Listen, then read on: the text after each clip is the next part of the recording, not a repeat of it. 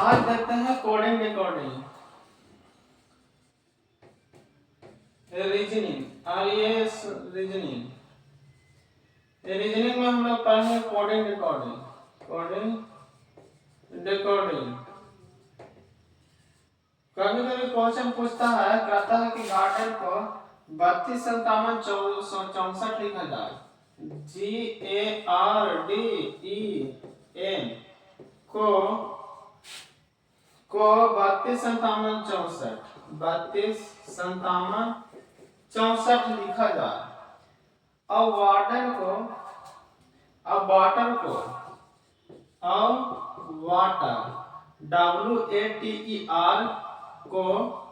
Water को 9216 लिखा जाए। वाटर को 9216 लिखा जाए तो वार्डन को क्या लिखा जाएगा? WARDEN को क्या लिखा जाएगा? देखो, कभी कभी रीजनिंग में पूछता है कि गार्डन को कोडिंग डिकोडिंग चैप्टर में लिखा रहेगा गार्डन को 325764 और वाटर को किसी कोड भाषा में, सांकेतिक भाषा में 9216 लिखा जाता है। तो आप बताइए कि वार्डन को क्या लिखा जाएगा? वाटर को 9216 लिखा जाता है तो वार्डन को क्या लिखा जाएगा? जब इस तरह के क्वेश्चन आवे तो कुछ मत करिए, सिंपल देखिए, कैसे देखना है।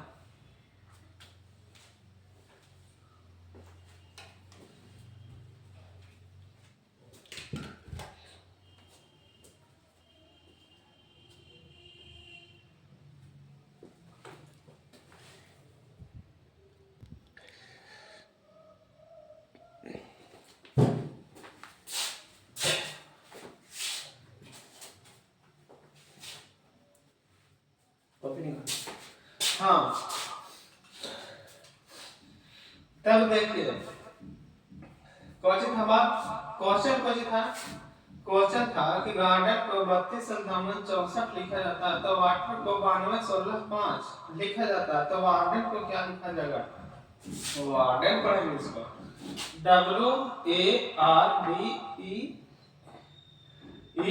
WARDEN। तब इस तरह के क्वेश्चन कैसे सोल्व होता है? इस तरह के क्वेश्चन में देखना पड़ता है कौन लेटर को कौन नंबर से व्यक्त कर रहा है, कौन नंबर से सूचित कर रहा है। जिस तरह से ऊपर की क्वेश्चन कहता है उसी तरह से जिस तरह से ई कोड को दर्शाता है उस तरह से क्वेश्चन वाला कोड को भी दर्शाना पड़ता है, आपको दर्शाना होगा। तो देखते हैं, W है, यहाँ W को किस अंक से बता रहा है? 9 से।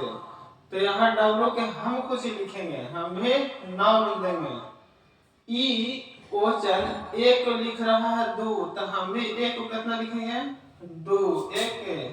2। E R को लिख रहा है क्वेश्चन में 5 तो हम भी क्वेश्चन में R को कुछ लिखेंगे 5। क्वेश्चन में D को लिख रहा है कितना? 7 तो हम भी लिखेंगे कितना? 7। और यह बात समझ में। फिर E कोई कुछ लिख रहा है, E को लिख रहा है 6, E के क्वेश्चन में लिख रहा है 6 तो हम भी E के क्वेश्चन में लिखेंगे 6। N कोई लिख रहा है 4 तो हम भी N को लिखेंगे कितना? 4। तब क्वेश्चन हो गया सोल्व। अगर गार्डन को 325764 लिखा जाता है, वाटर को 9216 लिखा जाता है तो वाटर को क्या लिखा जाएगा? वाटर को लिखा जाएगा 92925764। आया बात समझ में? फिर दूसरा क्वेश्चन है,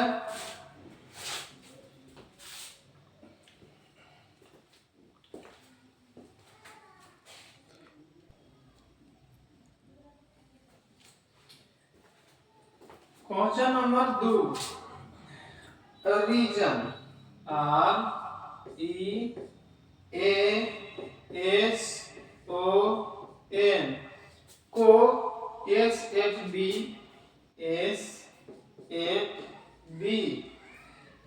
टी पी ओ लिखा जाता है, तब थिंक को क्या लिखा जाएगा? थिंक को क्या लिखा जाएगा? तब जिस तरह से ये दिखता है उसी तरह से हम लिख देंगे, क्वेश्चन बन जाएगा, क्वेश्चन सॉल्व हो जाएगा।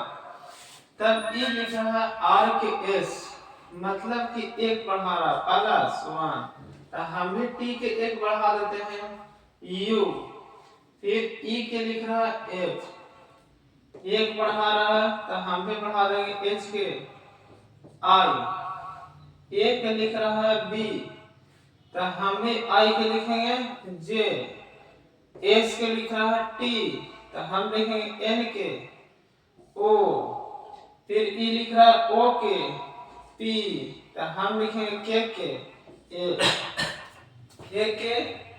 के एल। दूसरा क्वेश्चन में बन गया। अब देखते हैं आगे।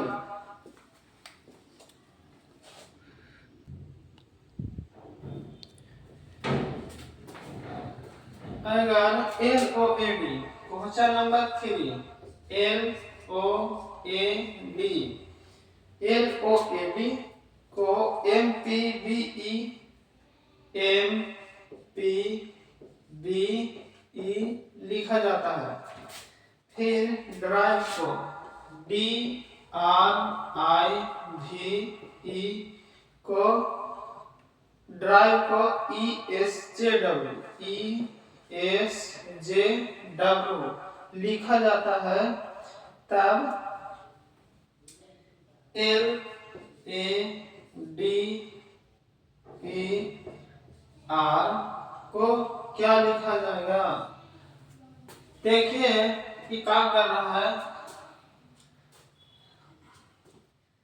एल ए टी, अगर लोड को एल ओ ए डी को एम पी बी ई लिख रहा है, D R I V E को सांकेतिक भाषा में ई एस जे डब्ल्यू लिख रहा है, तो L A D E R को क्या लिखा जाएगा? जिस तरह से ही करता है उसी तरह से हम कर देंगे। एल के लिख रहा है एम, डी के लिख रहा है ई, तो एल के लिख देंगे एम, फिर ओ के लिख रहा है पी, आर के लिख रहा है एस, तो ए के लिख देंगे बी, ए के लिख रहा है बी, आई के लिख रहा है जे, तो डी के लिख देंगे ई, फिर डी के लिख रहा है ई, डी के लिख रहा है डब्ल्यू, तो आर के लिख रहे हैं, तब ई के लिखेंगे एच, फिर आर के लिख देंगे एस, ई के लिख रहा है, ई के लिख रहा है भी,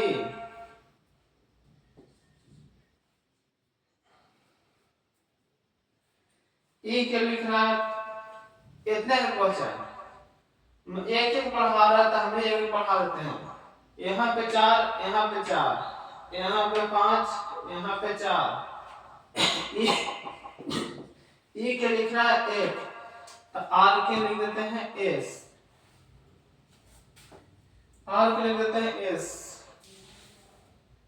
ई बन गया तीसरा क्वेश्चन। अब देखते हैं आगे।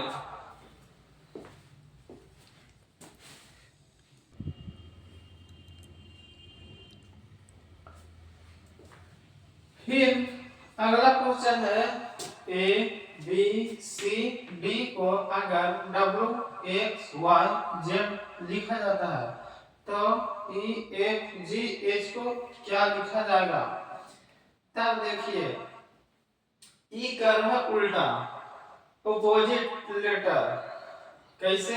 ए को लिखा है जेड, बी को उल्टा वाई, सी को उल्टा एक्स, डी को उल्टा डब्ल्यू, तब हम भी उसी तरह से कर देते हैं।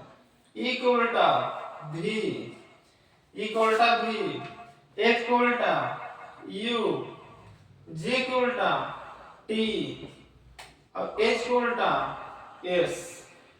बन गया अपोजिट। अपोजिट लेटर याद करवा है, देख लीजिएगा। नहीं याद है तो फिर से याद करवाते हैं। डी को उल्टा होता है डब्ल्यू, डी को उल्टा डब्ल्यू, सी को उल्टा एक्स, डी को उल्टा वाई और ए को उल्टा जेड, तो उसी तरह से एच को उल्टा एस, जी को उल्टा टी, यू को उल्टा एफ को उल्टा यू, ई को उल्टा भी। हो गया।